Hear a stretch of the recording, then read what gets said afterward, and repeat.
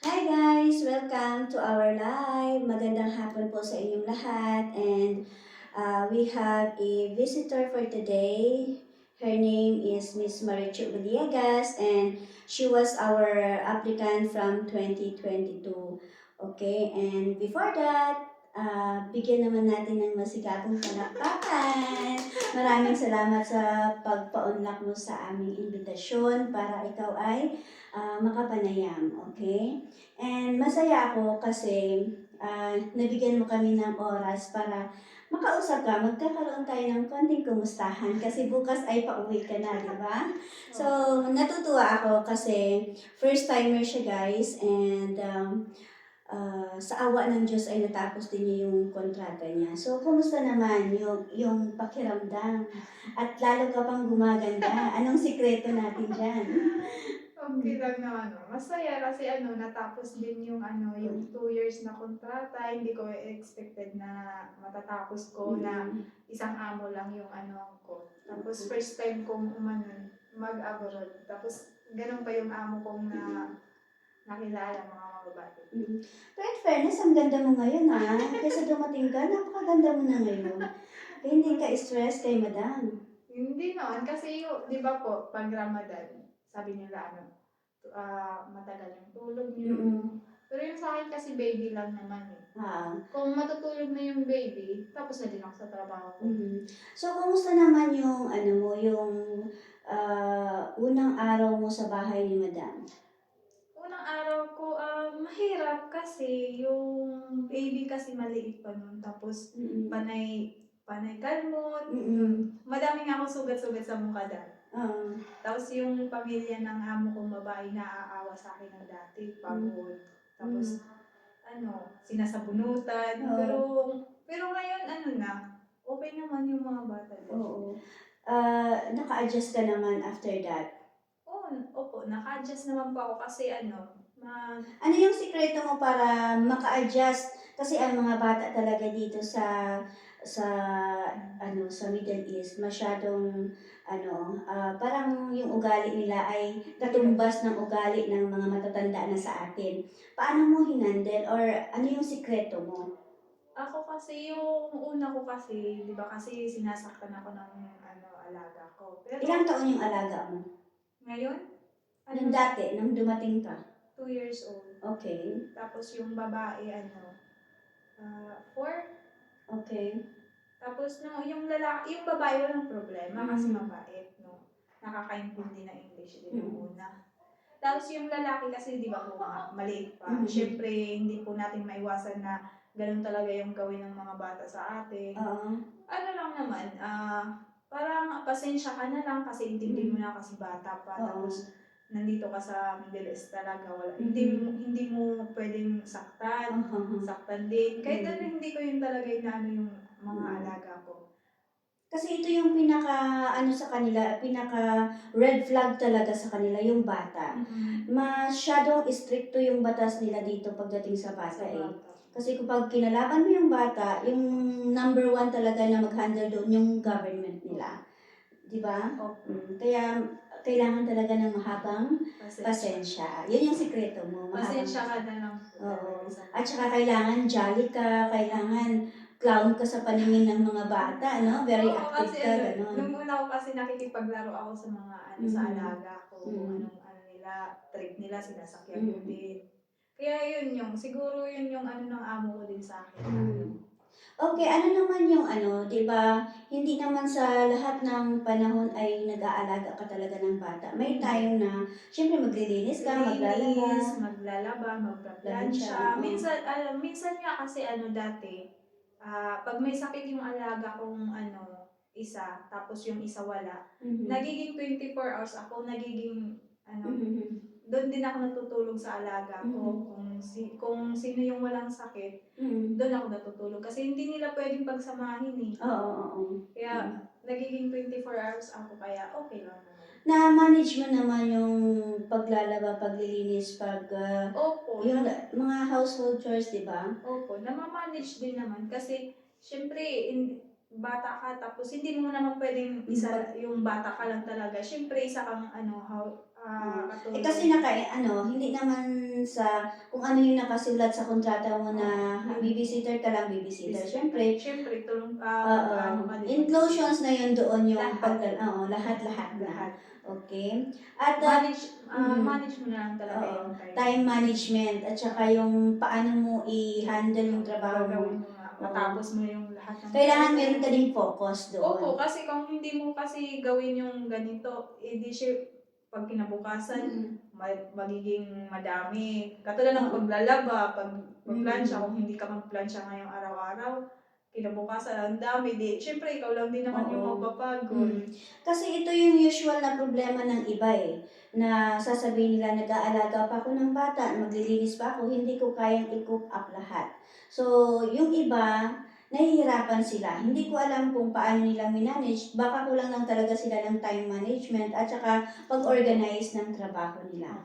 Yun. Yun na lang po kasi pag pinasok mo kasi ganito yung trabaho, kailangan marunong ka din sa mga Correct. sa mga kung paano mo gawin. Kailangan dito natin paandarin yung pagiging talino natin, no? Yung ganun, okay? At saka, paano naman syempre, pagdating doon sa madam, okay? Ito yung maraming issue natin dito.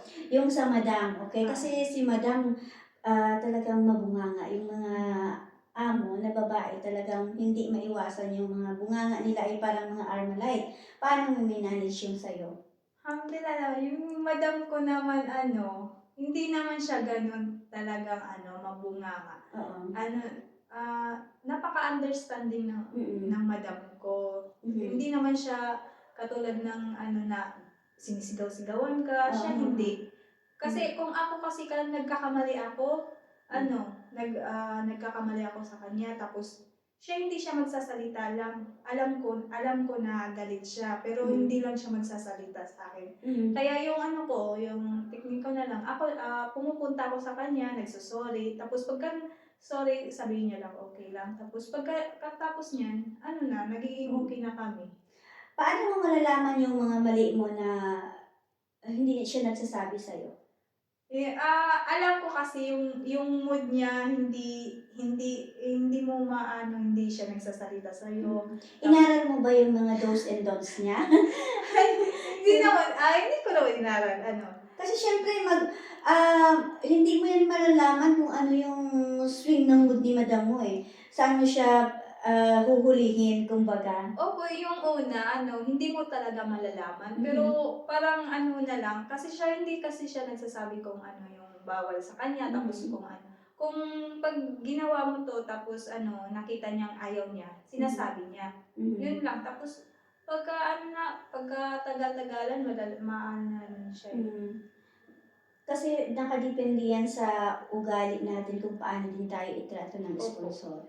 Kasi kung kahit alam mong mali ka na, hindi mo pa rin mataas yung pride mo. Hindi ka pa rin magsusorry, hindi talaga.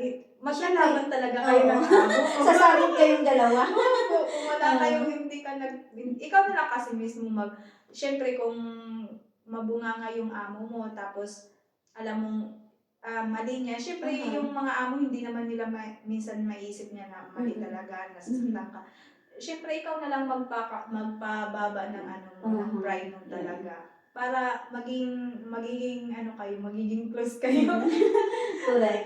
Kumusta naman yung yung pagdating doon sa communication, sa cellphone, paano mo minanage yung cellphone? Kasi usually, ito yung problema natin sa ibang mga workers na dahil sa cellphone, hindi nila ma-handle ng maayos yung trabaho nila. Gawa ng naubos doon sa mobile yung oras nila instead na pagtatrabaho. Sa'yo, paano mo minanage? Yung sa akin kasi, kasi kailangan ko laging hawak ko yung cellphone ko kasi pag oras na lagi siyang natawag sa akin about sa mga bata, gano'n, nung una yun. Kasi nung una akala ko bawal talaga cellphone, kaya hindi ko muna nung alam ko na okay lang sa kanya, walang bawal. Siyempre hindi naman pwedeng lagi kang mag-cellphone. Siyempre gawin mo muna yung trabaho mo. Correct. Tapos, kung tapos ka na sa trabaho, dun ka na, pwede ka na Mm. mag-cellphone. Kahit niya, nakikita niya ako nagsiselfone, basta tapos na ako sa trabaho ko, wala na siya. Yes, correct. Very true. Kasi minsan, may mga amo din na inaalaw nila yung worker nila na ipakit yung cellphone nila kasi anytime tatawag sila, di ba? Pero iset aside natin, lagyan natin ng limitasyon Limit lang yung talaga yung pagtawag. paggamit natin ng cellphone. Pwede natin ilagay sa pocket pero naggumagawa tayo. Kasi may iba nagla-live na habang Yes, nagtatrabaho, di ba? Hindi pwedeng, hindi naman ako nagla-live na nandyan yung amo ko. Oo, hindi po pwede yan, okay? Bawal sa natin- kanila, lalo na kung wala silang suot Oo. talaga ng mga... Totoo Bawal. yan. Bawal sa kanila na makuha sila sa camera. Opo. Yun, okay. Proceed tayo ngayon doon sa family, okay? Kasi yung emosyon. Kasi usually yung iba, hindi na-handle yung emosyon or yung homesick, okay? Kasama na din yung mga, di ba? So, paano mo hinandle yung homesick mo? Kasi first timer ka eh. Unang salta mo lang dito sa ibang bansa eh. First time ko lang po talaga. Siyempre nung una, hindi ka po talaga, unang-una ka mo pa lang talaga pagpunta dito, hindi mo talaga maano talaga yung maiwasan na hindi mo ma-miss yung family mo. Correct, yeah. Tsaka lalo na sobra yung anak ko kasi nag-iisa lang tapos iniwan. Kaya syempre araw-araw akong tumatawag, paggabi. Minsan nga, ngayon hindi na talaga minsan nag-uusap. Kasi alam na namin. Naka-adjust na kayo pareho, di ba? Ang bilis ng Naka-adjust na kasi. Pero yung una talagang napakahirap. Kaya araw-araw ko silang kinakausap, pag gano'n. Pag wala akong pag walang trabaho, walang utos yung amo. Ano yung mo, di ba, yung greatest fear mo that time na pumunta ka dito sa ibang bansa? Yung takot na takot makahanap ng amo. Siyempre Hindi maganda magtrato sa kasi hindi talaga maiwasan yung nakikita sa balita. Siyempre, hindi ko maiwasan pumasok sa isip ko na baka yun na yung amo kong ganun. Correct. So, ano naman yung nagtulak sa'yo or yung goal mo, bakit nagkaroon ka ng ganitong desisyon na mangibang bansa? Ano lang po, kasi single mom ako eh. Para sa anak ko lang. Okay. Sa pamilya ko. Yung pinakaano ko talaga priority yung anak ko, yung magpapaaral sa kanya, yung gano'n na lahat maibigay ko sa kanya. Kasi kung hindi ako kasi pupunta ng dito, wala akong iniisip ko anong ibibigay ko sa anak ko, ano ipapakain ko, ano ibubuhay ko sa kanya. Kaya syempre, lakas loob na lang akong pumunta dito. Parang ang pangingibang bansa kasi ay parang sugal yan. So, win or loss tayo dito. Pero nakadepende sa atin yan kung paano natin i-manage or i-handle yung trabaho natin kasi nakadepende din sa atin yung treatment ng mga sponsor natin.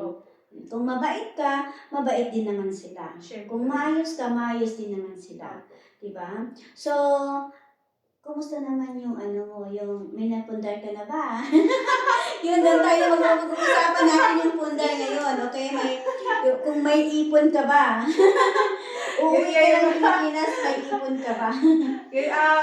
May ipon din naman, pero hindi yung sinasabi. Ganun kadami, kasi first time mo pa, di ba? O, naintindihan ko naman yan. At least nakaka-ahon-ahon na nabibigay mo ng ng pamilya mo. So, okay, let's proceed naman doon sa kumusta naman yung puso natin. Okay? Ito yung usual din or minsan ito yung problema ng mga workers. Yung puso nila.